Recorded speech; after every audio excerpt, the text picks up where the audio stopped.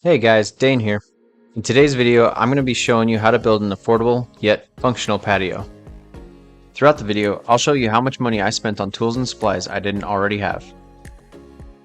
Before I can start, I need to lay out some stakes and string to outline where I'll be digging. I'll be digging 5 inches down from the top of the patio slab. This will accommodate 2 inches of gravel, 1 inch of sand, and about 2 inches for the pavers. The pavers are only about 1 3/4 inches high, so they'll be low enough to fit under the house's siding, but not so low that you'll trip. Believe me when I say there was a lot more digging than I thought there would be.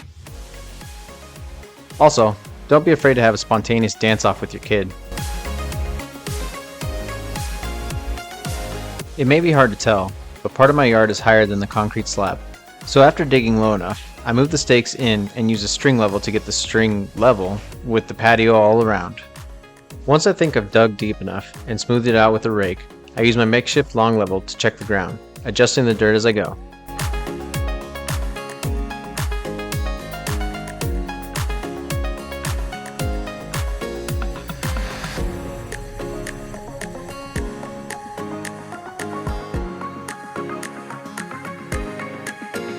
After leveling the ground, I pound in some stakes. What's up, buddy? The stakes, marked 3 inches down from the concrete slab, will help me know how high to fill the gravel in. String level really comes in handy for a project like this.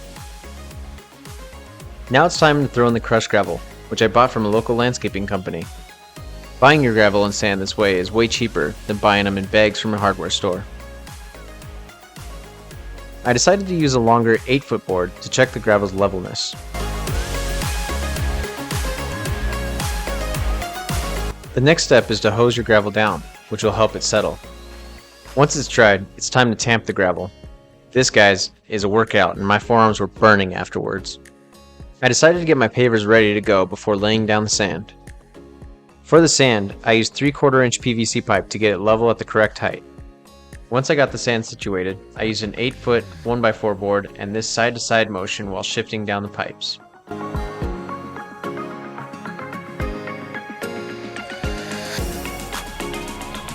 I then fill in the divot where the pipes were with sand and smooth it out with a trowel.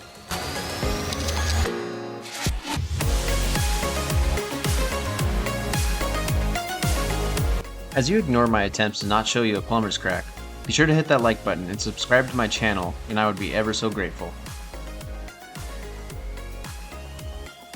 If I were to do this again, I would use shorter pieces of PVC pipe so that I could do it in sections and avoid having to step on the sand, which would make the process a little easier and less work.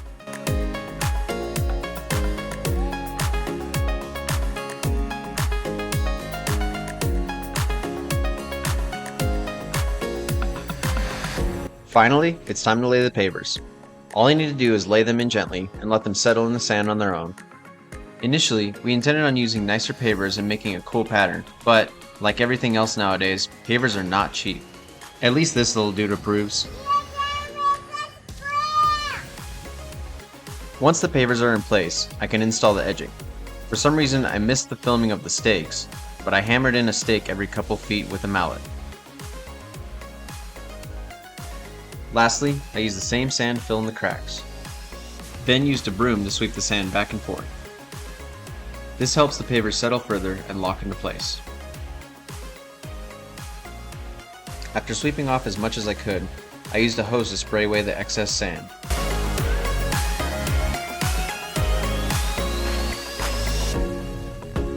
Thank you so much for watching, guys. I hope this video was helpful, or at least inspired you to build your own patio. And be sure to stay tuned for a future video on making patio furniture.